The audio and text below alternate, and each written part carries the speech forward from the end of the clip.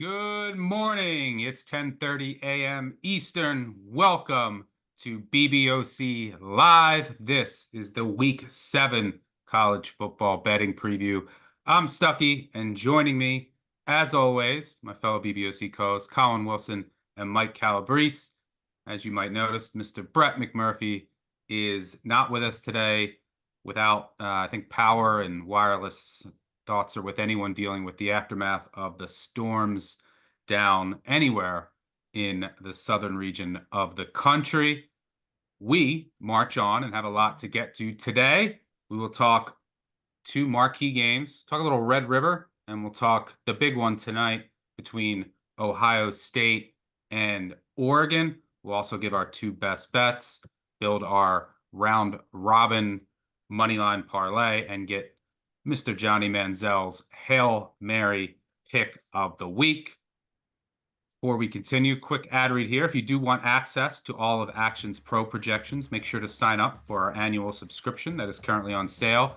Access includes exclusive player prop picks from Sean Kerner and other members of the Action Analytics team. You also get access to exclusive expert articles, our best spread money line and total bets, and real ticket money percentages. To sign up, visit actionnetwork.com/pro today and use code BBOC20 at sign up. One more time, that's BBOC20 at sign up for $20 off. And by the way, if you're watching on YouTube on our new BBOC channel, thank you. And make sure you hit that like and subscribe button. Gentlemen, a lot to get to today. I think I had more best bet winners last week than the rest of the show combined. So I'm hoping you guys brought some arsenal today. Colin, I hope you look better than Cam Rising did last night. Cam Rising not ready to play, no matter how much he practiced, no matter how much he stayed after and put the work in. Did not look good at all. He should not have been playing. And give credit to Arizona State. Kenny Dillingham has got them fired up. I mean, that guy was he's definitely showing how young he is with his age, with how fired up he was after the game. But good for Arizona State and good for their record. I mean, yeah, and he got his leg hit early on, and he clearly couldn't drive on any ball. I don't know why you stick with him. That was like your season's on the line. Mm-hmm. I mean, every throw was short. There was no zip on the ball. It was bad. I mean, the fact that they were in, I have no idea how they were still in that game. I mean, they only scored what, 19? Did they score 19 points on like 9 trips inside the 30? But Rising had he just didn't have it. Once he couldn't plant, and then obviously his hand, it looked like was still bothering him. He couldn't put any zip on the ball. I think you had to go to Wilson. I know that he was very underwhelming against Arizona, but just you weren't going to get anything from Rising, and nothing was changing. It was pretty perplexing. I mean, that was one of Whittingham's worst coached games. Just some of the fourth down decisions, red zone decisions, and then sticking with Rising. Very disappointing off of the bye. Calabrese, anything you want to note from the week that was? I really liked how UNLV bounced back. You know, in the G5 podcast with Ionella, we talk a lot about how wide open it is, and perhaps there's going to be teams with 2 losses that are still in the conversation to get that bid to the 12-team playoff out of the G5 come late November and early December. So it was nice to see them immediately come back and just drop the hammer on Utah State. I think everybody out west is at least hoping for a 1-loss matchup between UNLV and Boise. That's just got game of the year vibes. So I'm hoping that we're steaming closer to that. Yeah, my bet regret already. I talked about on the pod. I just want Utah State second half, a big number once UNLV jumps out. I figured their defense would wear down. Utah State ended up covering the full game. Yeah. I think Spencer Petras had like 42 completions in that game or something. That UNLV defense. UNLV has dropped a couple picks, by the way, to like seal up the Syracuse game, to seal up that cover last night. But their defense looked gassed at the end. Yeah, I am looking forward to that UNLV Boise game. But let's jump right in to our best bets.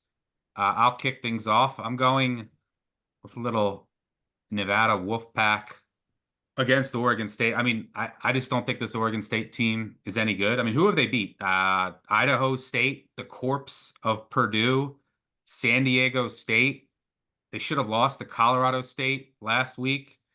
This team has 0 run defense. That's a problem against Nevada. Also, second straight roadie in altitude. That's a problem. And, you know, on the flip side, this Nevada team, I mean, one of the most improved teams in the country, primarily due to the coaching upgrade. I mean, this is one of the worst staffs in the country last year. Now you have a very good staff there. And this is a team that lost to San Jose State in the final seconds last week. They should have beat SMU, and that has aged a lot better. So this team is feisty. I think that their run defense can hold up, and Oregon State it simply just can't stop the run. Give me the Pack in Reno. Colin, where you headed? I love that pick. I mean, Colorado State's offense looked like a service academy rushing attack against Oregon State's defense. It was horrific. We have to get this in now. We can't even wait for marquee. Texas is steaming like crazy. I don't care what the number is. The Longhorns should absolutely dominate today. Oklahoma's offense is injured. They are broken. They can't move the ball. They don't have anybody healthy that has a name that we could depend on for the Sooners this year offensively. We'll talk about all the wide receivers being injured later, but right now Oklahoma is bottom 10 in the nation in success rate. And what's the offense that Oklahoma is going to have today? The Michigan offense, the zone read offense that they're going to try to run with freshman Michael Hawkins Jr. Well, that's something that Texas has already seen, and Texas has already dominated. And the Texas offense right now, their red zone efficiency is through the roof. One of the biggest questions coming into Texas and Steve Sarkisian this year is, who are your options down in the red zone? Right now, Texas has 12 players that have scored a touchdown. 8 of them have at least 2 touchdowns. There are a ton of weapons on this Longhorns offense. They've done a really good job spreading the ball around. I expect Texas to go absolutely crazy in creating scoring chances, because that's what Auburn did against Oklahoma the whole time, with definitely a lesser potent offense. Auburn created an explosive drive rate, twice the national average against this Oklahoma defense. And finally, Quinn Ewers just dominates cover 3, which is what he's going to see today. Versus cover 3 in his career, 58% success rate. He's also created an explosive pass on 1 of every 4 attempts. Quinn Ewers loves cover 3. He's going to see a lot of it today. Longhorns today, all the way over the Sooners. All right, we will share our thoughts on this game in just a bit in our first marquee matchup. So let me throw it to you, Calabrese, where you headed for your first best bet. So I'm going to go with Pitt as a short home dog, laying 3.5 against Cal. Obviously, a huge emotional letdown for Cal. They get College game day finally on their campus. They got the Miami Hurricanes on the ropes. Even more than that, it was their game to win, and they give up so many points in the second half, particularly in the fourth quarter, and they just fall apart. Now they got to fly across the country, and they got to go up against an offense that is just not getting the national respect. The Pitt Panthers are 18th in line yards, 12th in quality drives. They can pop the big play at any point. 19 plays of 30 yards or more from scrimmage. That's the 5th best mark in the entire country. Cade Bell's up-tempo offense, I know it's a short sample size, 5 games, but it's working, and they're keeping people off balance the entire time because they snap the ball at the 4th fastest pace in the entire country from a seconds per play perspective. Eli Holstein has been phenomenal this year, but critically up against Cal. What does Cal do? They take the ball away with interceptions. They're ball hawks in the secondary. And his first couple games this year, he had 7 turnover-worthy plays, which would have given me a lot of pause. But in his last 3, just 2 turnover-worthy plays. So if they protect the football, I think there's a chance that Pitt runs away with this one, because they have Desmond Reed, who's playing like an ACC player of the year out of the backfield. Not only can he run for over 100 yards, he has multiple games with over 100 yards receiving. So as I mentioned, Cade Bell's up-tempo shotgun offense, it puts people in conflict. It gets his playmakers in space. I think there's going to be a lot of Pitt players run wild in this game, so I'll lay the 3.5. Yeah, it is a good spot. The only thing I worry about is the Pitt luck run out. I mean, they should have lost to Cincy. They should have lost to West Virginia. Eventually, that's going to catch up to them. But yeah, I mean, Cal with an all-out effort against Miami, come up short, blow a 25-point lead, now have to fly across the country to play Pitt. So it is not a great spot. But let's get to our first marquee matchup of the day. Let's talk a little Red River shootout rivalry, whatever you're calling it these days, between Texas and Oklahoma. Look, everything is changing in college football. This is an SEC game, and it's not at noon. Very odd. But before we share our thoughts, here's a short clip from a conversation I had earlier this week with Johnny Manziel on this game. Red River rivalry or shootout, whatever they're calling it these days, between Texas and Oklahoma.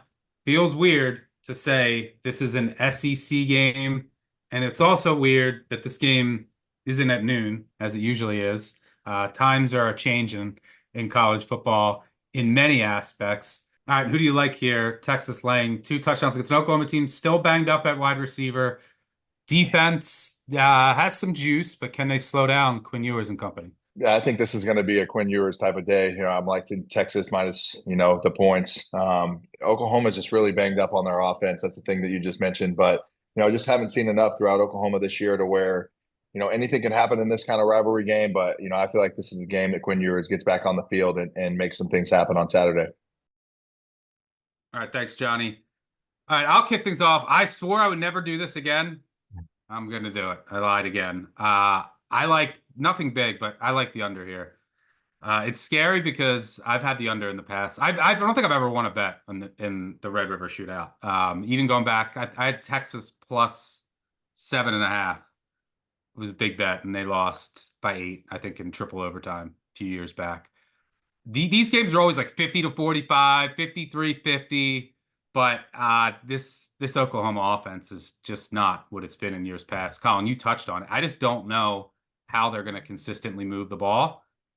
I think the way to attack this Texas team is if you can make Texas respect your passing attack and then potentially get the ground game going after their losses along the defensive line. I don't know if Texas has to respect this passing attack, and Oklahoma can't run the ball.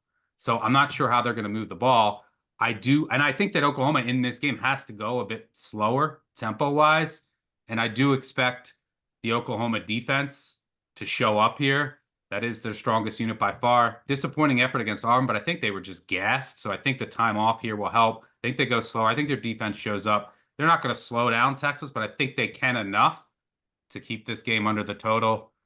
I'm sure I'll be kicking myself when Texas puts up 30 in the first quarter, but I like the under here. Colin, you're kind of on the same page. You already said you like Texas, but you also like the Oklahoma team total under. Yeah, I do. By the way, that Texas plus 7.5, I think that was the spiciest voicemails we've had in history was that specific game. But if you're That going to field get goal, yeah, it was it was epic. Listen, if Stuckey's going to get his under, it's because Oklahoma is going to go under their team total here. The injuries at wide receiver, it reads like a laundry list. This offense is bottom 10 in passing and rushing success rate. That number gets worse when Oklahoma gets behind the chains. When they get in second and third and long, they turn into 128th in success rate in passing downs. It doesn't get any better. And then when they get into third downs, 130th in converting third downs. I don't know where there is life for this Oklahoma offense in this current setup that they have. And it is not a good to try to find it with this Texas Longhorns defense. So Oklahoma team total under. Calabrese, what are you seeing here?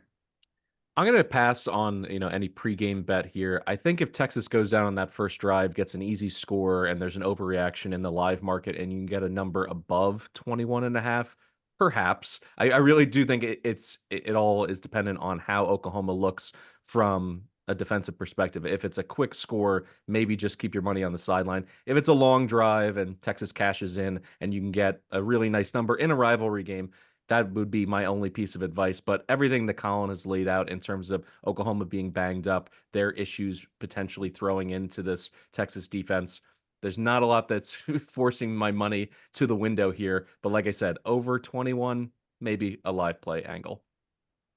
All right, good stuff there. Let's move on to our round robin moneyline parlay. Colin, last week I let you down. All three of yours got to the window, so we paid for this week's because sadly my two did not get to the window.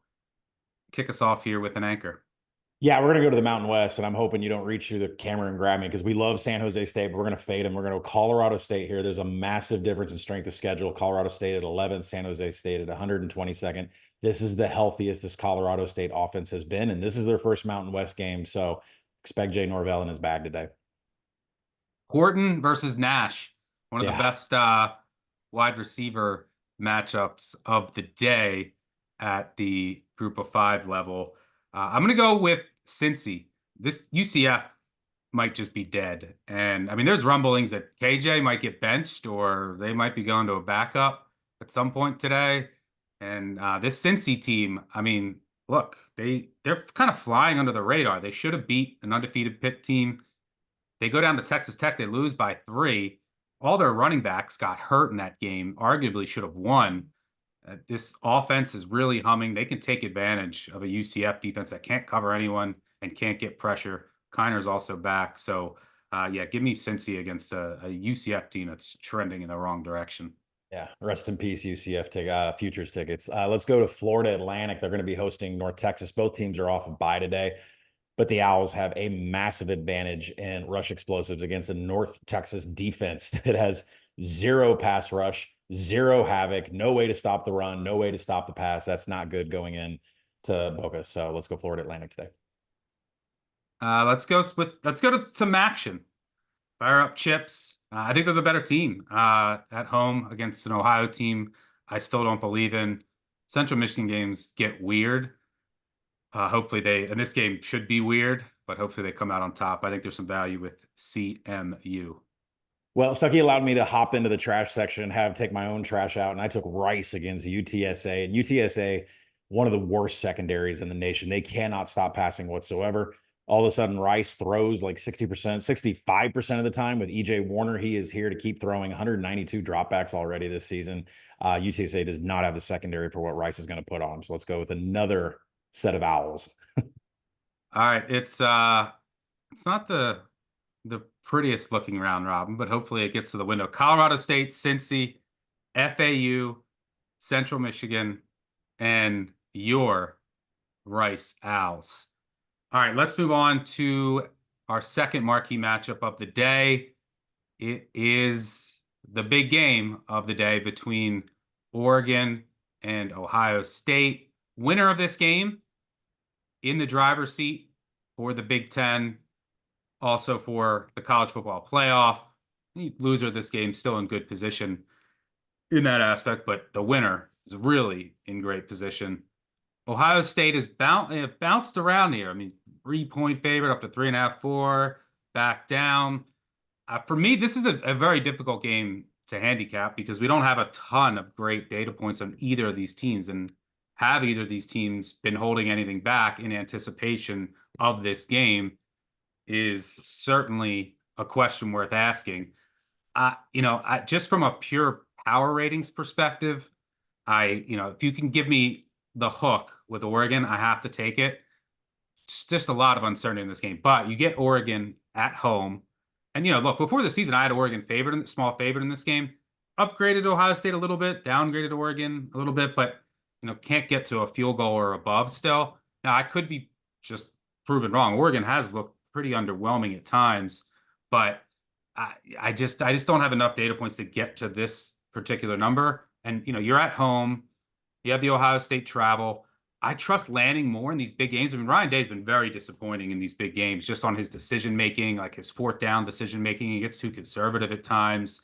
I think Oregon has the better special teams unit as well. So, like, all those things on the margin, I think, help Oregon as well. So if you're going to give me the hook, even if it's up to, minus 120, minus 125, I'm going to take it. But, not a huge play. Really looking forward to watching this. And I think we'll learn a lot about many of the units on both of these teams and can really tell, okay, who's a legit national title contender and where are their potential strengths and weaknesses, because the data points haven't been great so far. Colin, what are you saying?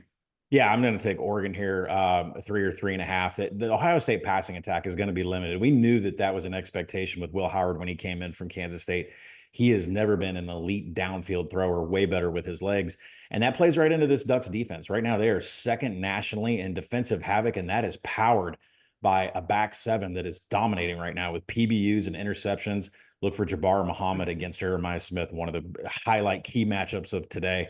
And then Oregon is going to open up their playbook. If you look at what offensive coordinator Will Stein has put out there, Dylan Gabriel's average depth of target is below 7 yards. That's nowhere near what his career average is. Expect some downfield passing here out of the Ducks. And the red zone numbers are way out of line for Oregon, and that's because they've kept so much off film.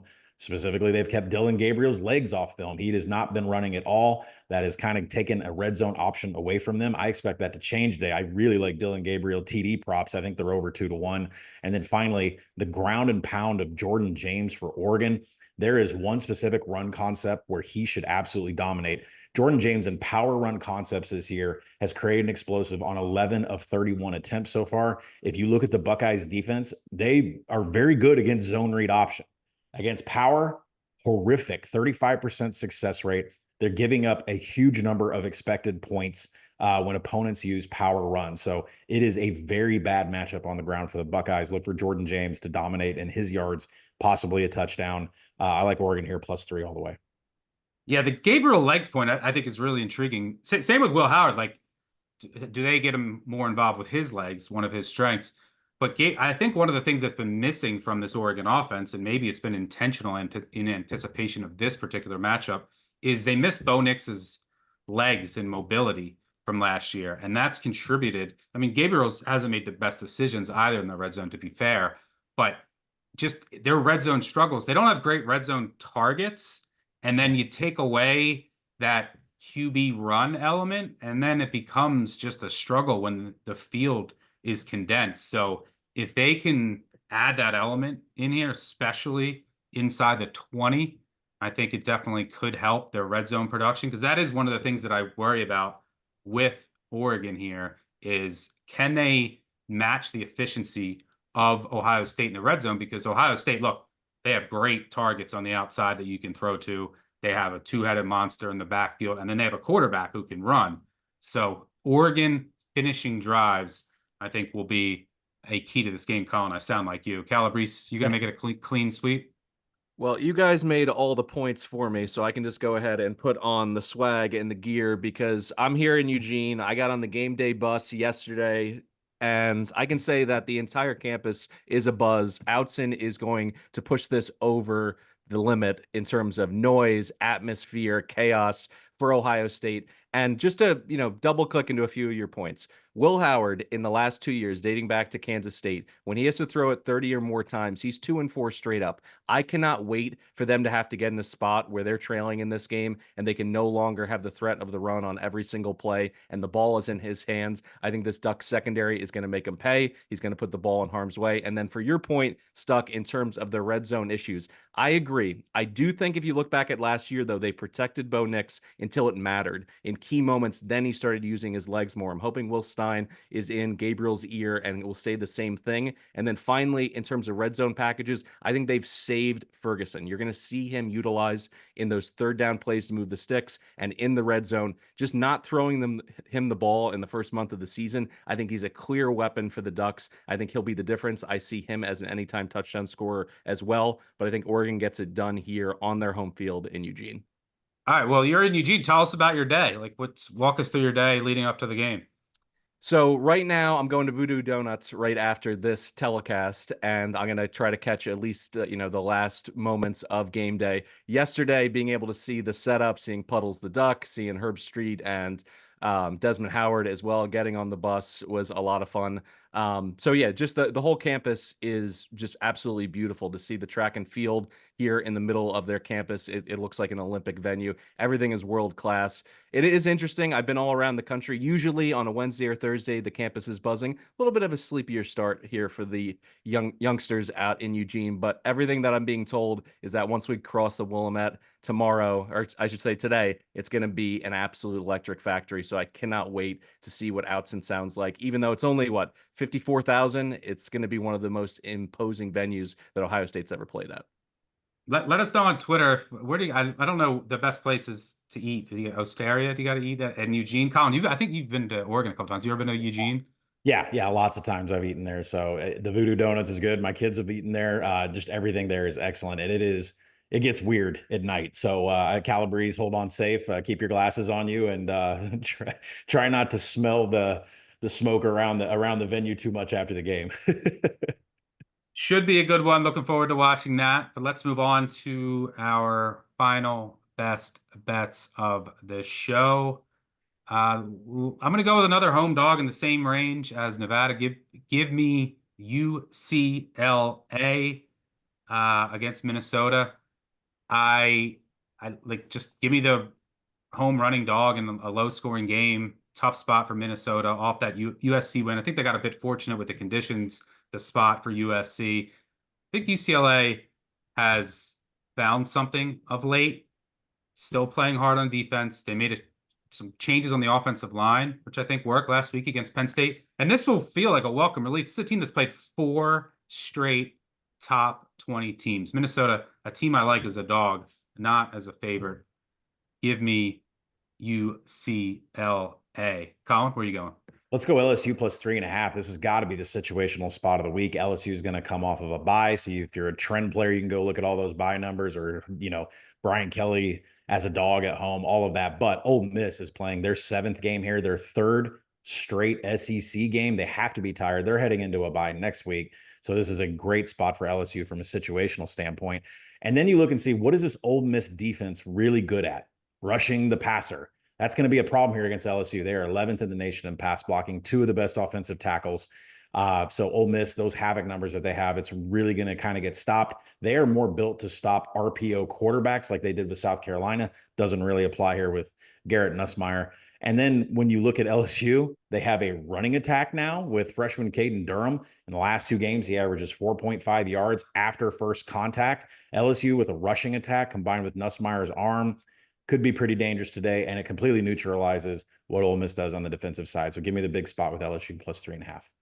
Yeah, I like this as well. Unfortunately, didn't get great injury news to go our way with Trey Harris looking like he'll play. LSU has a couple receivers banged up. But from a matchup perspective, LSU defense got to provide, just give me something, because I do think it's a good matchup for the LSU offense because they can pass protect. They can take advantage of an Ole Miss secondary that has questions and has not been tested yet this year. And you mentioned the spot coming off of a bye. Ole Miss hasn't had rest yet. 3rd straight SEC game, 2nd straight on the road. Brian Kelly has been excellent as an underdog and off of a bye in his career. So go Tigers. Calabrese, you're going to finish us up with some action. You mentioned your Mac pick earlier, Stuck, in terms of CMU. I really like that one. They've used Bert Emanuel Jr. in the run game in their last 2 games, rushing touchdowns for him in both. So I think just more to compete with when you play the chips. So I like that play. But now that it's over 10, getting the hook, I'm going to go with the Bulls here as a home dog because Tucker Gleason is an underdog's best friend. In his last 2 games, 4 interceptions, 2 lost fumbles, but 2 more on the carpet. When he struggles with pressure, he just puts the ball in harm's way all over the place. And that's what you want for a team that wants to shrink the game down and essentially muck this one up. So over the 10.5 is critical for me. Buffalo is top 10 in coverage and tackling grades. They have 2 elite linebackers to give him issues in Sean Dolak and Red Murdoch. So I see them creating havoc in this game. From an offensive perspective, clearly the Bulls are not dynamic, but they don't give the game away. Just 1 turnover-worthy play per game for CJ Ugbana. Toledo has 2 takeaways per game. That's their calling card. That's how they're flipping the script. So if they can get into a situation where it's even -1 +1 in the turnover battle, I see Buffalo making this a 4-quarter battle. And then finally, in the last 10 years, Buffalo is the 2nd most profitable home dog in the MAC, covering 64% of the time. They're the opposite of a public team. I think that's the reason why this moved from 9 to 10.5. People look at Toledo. In terms of MAC standards, the only national brand there. They view them as the best team, so they don't mind giving away points over a key number. I'm happy to take advantage of that. I'll go with the Bulls plus 10.5. Yep, I like this one as well. And Toledo can't run the ball this year. And as you mentioned, Buffalo's strength is in their coverage. And yeah, the Gleason fumbles last week against Miami. There was a play on 4th down where Gleason ran the ball, it was near the goal line, and fumbled it. And on a 4th down, you cannot, if you fumble the ball forward, then the ball comes back to the place that you fumbled it, unless the person who fumbled it recovers it. Gleason somehow recovered it in the end zone. So it resulted in a Toledo touchdown. Number one, if Miami recovered it, obviously it's a touchback. If anyone else on Toledo recovered it, Miami takes over. Somehow Gleason recovered his own fumble. Huge swing play in that game. And yeah, he is just so inconsistent. Maybe he's on his A game today, but he's had games where he'll come out and he cannot hit sand if he fell off a camel. I mean, it is, go back to that UMass game. What was he, like 8 of 27 in that game? So some games he looks good, but some games he'll put the ball in harm's way and just be completely off. And without much of a punch in the rushing attack, it's going to fall on Gleason's shoulders. So hopefully the Bulls are up to the task. All right, before we close up shop, time for Johnny Manziel's Hail Mary pick of the week. Johnny, looking for an underdog that you think has a shot to win outright where you headed this week?